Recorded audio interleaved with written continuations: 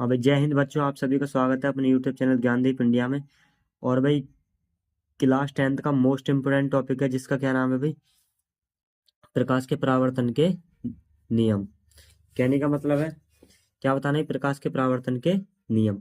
सबसे पहले भी प्रकाश के परावर्तन के बारे में समझते हैं। क्या है भाई, जब प्रकाश किसी चमकीली सतह, कोई भी चमकीली सतह, जैसे कोई दर्पण ले लो, दर्पण से टकराकर, जो चमकीली सतह से टकराकर लौटता है, तो इस घटना को प्रकाश का परावर्तन कहते हैं।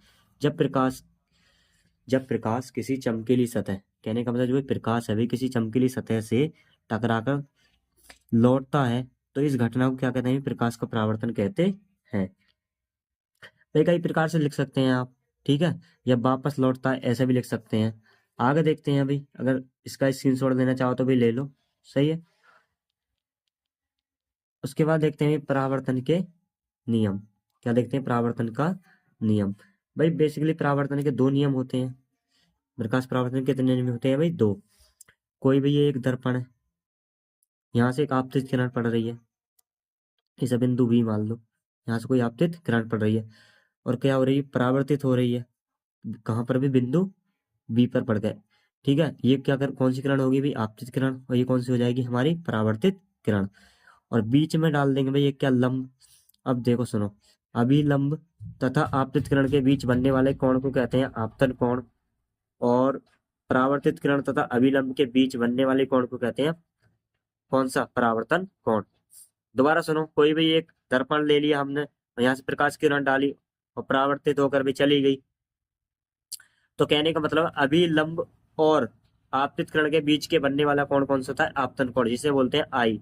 और अभिलंब, परावर्तित किरण तथा अभिलंब के बीच बनने वाला कोण कौन सा होगा भाई, परावर्तन कोण, जिसे आर से प्रदर्शित करते हैं। इतनी बात आई भी समझ में। इसका स्क्रीनशॉट देना चाहो ले लो। उसके बाद भाई, पहला नियम है, आपतन कोण परावर्तन कोण के बराबर होता है। यानी मतलब कि प्रकाश की किरण जितने कोण पर, क्या भाई, प्रकाश की किरण जितने कोण पर दर्पण पर गिरती है, उतने ही कोण पर वह लौटती है। तो क्या हो जाएगा भाई, कोण आई बराबर कोण आर। कहने का मतलब है आपतन कोण बराबर बराबर परावर्तन कोण के। दूसरा नियम है भाई, आपतित किरण, परावर्तित किरण और अभिलंब या लंब, ये तीनों एक ही तल में होते हैं। क्या है भाई, देखो सुनो, इस वाले, इसमें सुनो दोनों रूल। क्या था भाई, जो आपतन कोण है वो परावर्तन कोण के क्या होगा, बराबर। देखो, आपतित किरण और परावर्तित किरण तथा अभिलंब तीनों कहाँ होते हैं भाई, एक ही तल में होते हैं। ये एक ही तल तो है, तीनों कहाँ है भाई, एक ही तल में। तो दूसरा रूल क्या था भाई, ये था हमारा। इसका स्क्रीनशॉट लेना चाहो तो भाई ले लो डायग्राम से, क्योंकि भाई ये बनाना है, बहुत इंपॉर्टेंट है। तो दोनों नियम बता दिए मैंने, आपतन कोण परावर्तन कोण के बराबर।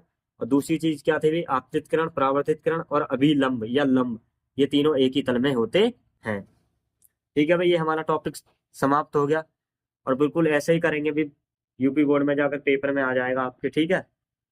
क्या स्क्रीनशॉट ले लोगे, जल्दी जल्दी भाई ले लो इसका भी।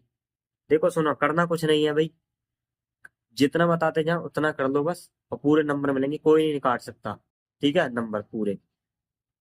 दो तीन हेडिंग से भी प्रकाश के परावर्तन के नियम डालो, हेडिंग दूसरी डालो भी, क्या, प्रकाश के परावर्तन का नियम, पहला नियम और दूसरा नियम। उसके बाद क्या बना दो, ये डायग्राम बना दो, बस इतना ही काम। समझाना चाहो तो भाई वैसे भी समझा सकते हैं, ठीक है। देखो, दोबारा देख लो भाई एक बार, क्या था भाई, आपतित किरण परावर्तित किरण के और आपतन कोण परावर्तन कोण के बराबर।